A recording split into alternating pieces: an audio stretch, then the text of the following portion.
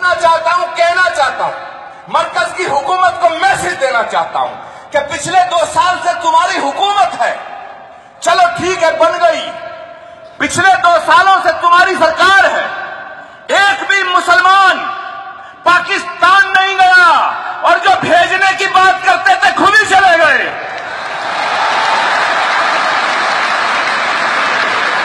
खुद चले गए और चले नहीं गए, बिना बुलाए चले गए। और बिना बुलाए नहीं हजरत, बिना बताए चले गए। ये क्या तमाशा है? इस देश ने हजरत, आप गवाह हैं जंग आजादी की लड़ाई से लेकर आज तक, उस लड़ाई से लेकर आज तक गवाह हैं, क्योंकि आपने उसमें अहम भूमिका निभाई है। इस देश ने मेरे दोस्तों बड़ी आंधियां देखी हैं। गुलाम नबी आजाद साहब आपने बहुत दौर देखा है, यहां खुर्शीद साहब बैठे हैं, तमाम यहां उलमा इकराम तशरीफ फरमा हैं, हमारे सभी मुहज्जिज हजरात यहां तशरीफ फरमा हैं। बड़े अदब के साथ कहना चाहता हूं, इस देश ने बड़ी आंधियां देखी हैं, बड़े तूफान देखे हैं, बड़े बवंडर देखे हैं। मेरे दोस्तों, जब बवंडर आता है तो कोई भी लफंडर बादशाह बन जाता है। लेकिन घबराने की बात नहीं है। आप नमाज अदा करते हैं, मैं प्रार्थना करता हूं, पूजा करता हूं, आरती करता हूं, घड़ियाल बजाता हूं, इसमें दिक्कत क्या है? इधर मस्जिदें हैं, उधर हैं शिवालय, जहां मुतमई हो वहीं सर झुका ले। आप हमारी आस्था का सम्मान करते हैं, लेकिन हमें आपके अकीदे का एहतराम करना पड़ेगा और करना चाहिए। हमारा धर्म, हमारा कोई भी धर्म ग्रंथ ये नहीं कहता कि किसी भी धर्म के मानने वाले आदमी का अपमान किया जाए, और इस्लाम के अंदर कहीं यह नहीं लिखा है, बल्कि लिखा है किसी दूसरे धर्म के पेशवाओं की बेइज्जती ना करो। पता नहीं वो भी आपका नबी हो।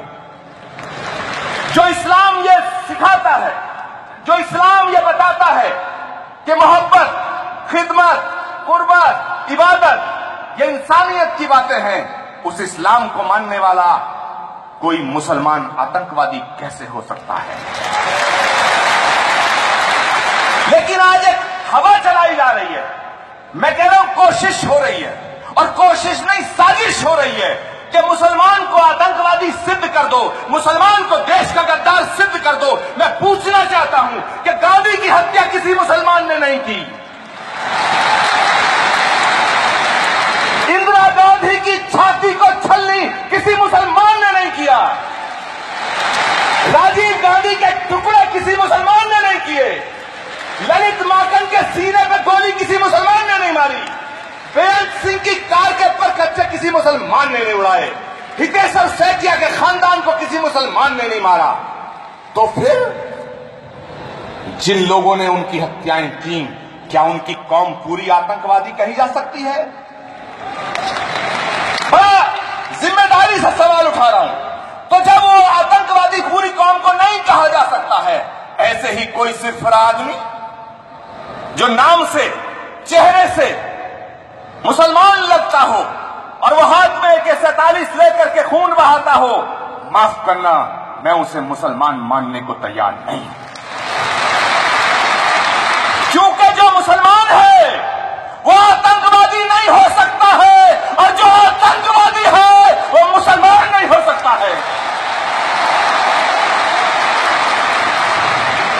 किसी प्यासे को पानी पिलाने का नाम इस्लाम है साहब, किसी भूखे को रोटी खिलाने का नाम इस्लाम है, किसी गरीब को गले से लगाने का नाम इस्लाम है, किसी अंधे को रास्ता दिखाने का नाम इस्लाम है। इस्लाम दहशतगर्दी का मजहब नहीं है साहब। अगर दहशतगर्दी, गुनाह, जुल्म और कट्टरता का नाम इस्लाम होता तो माफ करना, पूरी दुनिया में यजीदियत फैलती, इस्लाम ना फैलता। और हजरत, ये बात सच्ची है कि जो चीज सख्त होती है, फेनेटिक होती है, कठोर होती है, वो फैलती नहीं है, सिकुड़ती है। फैलता वो है जो फिराक दिल और दरिया दिल होता है।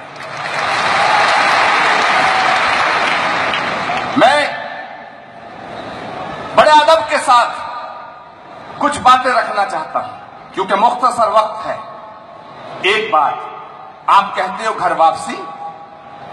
अगर कोई गरीब मुसलमान का लड़का, बड़े गौर से और जिम्मेदारी के साथ कह रहा हूं तमाम मीडिया के सामने, अगर एक गरीब मुसलमान का लड़का गरीब हिंदू की बेटी से मोहब्बत कर ले तो वो लव जिहाद। और इनके तमाम मुसलमान नेताओं के घरों में हिंदुओं की बेटियां हैं, ये लव संस्कार है क्या?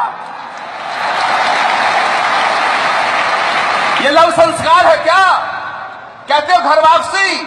अरे अगर घर वापसी करानी है तो शाहनवाज भाई की कराओ, मैं स्वागत करूंगा। मुख्तार अब्बास नकवी साहब की कराओ, हम स्वागत करने को तैयार हैं, पहले कराओ तो सही।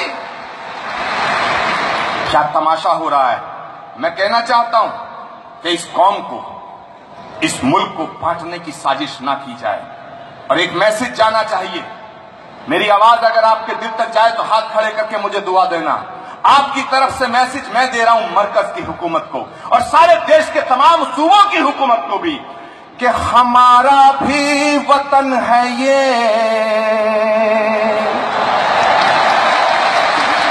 मैं सदर मोहतरम इजाजत चाहूंगा तरन्नुम में पढ़ने के लिए, कि हमारा भी वतन है ये, न यूं कम आंक कर देखो।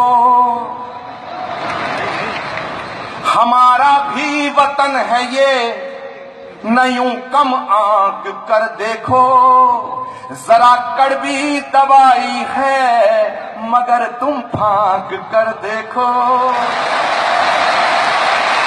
जरा कड़वी दवाई है मगर तुम फांक कर देखो। आपकी तरफ से मैसेज, हमें बदनाम करने से भला क्या फायदा होगा। मोहब्बत के खजाने हैं दिलों में झांक कर देखो। मोहब्बत के खजाने हैं दिलों में झांक कर देखो। मेरे दोस्तों, एक बीजेपी के महात्मा, जब से ये सरकार बनी है ना, इनका दिमाग ज्यादा ही खराब हो गया है। और मुझे डर लगने लगा। मैं जब यहां आया तो मैंने सोचा मैं मंच पे आऊं, कहीं मुझे साक्षी महाराज ना समझ लिया जाए।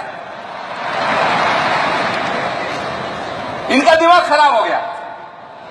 एक मुझसे कहने लगे, आप हमारे खिलाफ बड़े बोलते हो। मैंने कहा यार ये बताओ, जंगे आजादी में कोई बीजेपी का नेता शहीद हुआ? गुलाम नबी साहब, हजरत, बड़ी मजेदार बात है पर बड़ी गहरी बात है। मैंने कहा अच्छा ये बताओ, जंगे आजादी में कोई बीजेपी का नेता शहीद हुआ? जितना सवाल दमदार है, जवाब उससे ज्यादा दमदार था।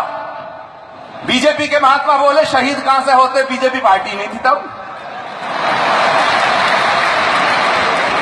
ये थे ही नहीं, और ये तब भी नहीं थे। और जब से देश आजाद हुआ है, एक सवाल खड़ा करना चाहता हूं और अपनी बात खत्म करने से पहले, कि देश की आजादी के बाद आज तक किसी आतंकवादी ने भाजपा के किसी नेता की शहादत नहीं की। आखिर ये मामला क्या है, ये माजरा क्या है? जिन्होंने पूरे खानदान अपना इस देश पे कुर्बान कर दिया, उनसे देशभक्ति का सबूत मांगा जा रहा है।